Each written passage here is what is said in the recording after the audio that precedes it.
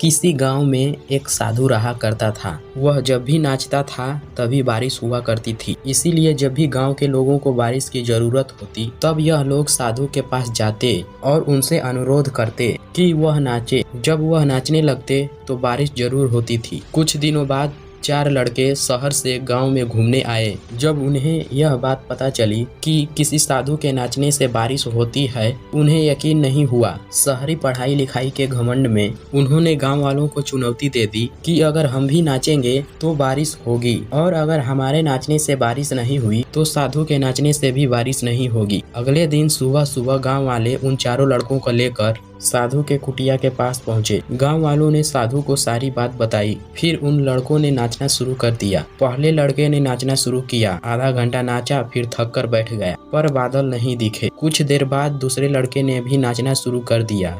1 घंटे बीतते बीतते वह भी थक कर बैठ गया। बाकी दोनों लड़कों ने भी ऐसा ही किया, पर बारिश नहीं हुई। अब साधु की बारी थी। उसने नाचना शुरू कर दिया। 1 घंटा बीत गया, पर बारिश नहीं हुई। साधु फिर भी नहीं रुका।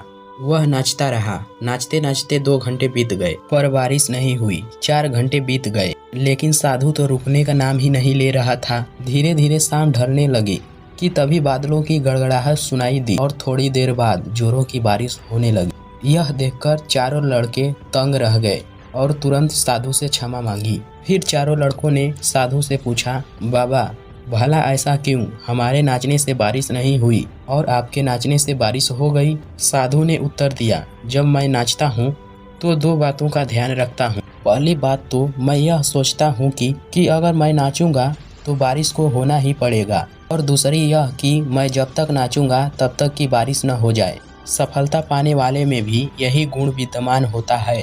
वह जिस काम को करते हैं उसमें सफल होने का उन्हें पूरा भरोसा होता है, और वह तब तक उस काम को करते हैं जब तक कि उसमें सफल न हो जाएं।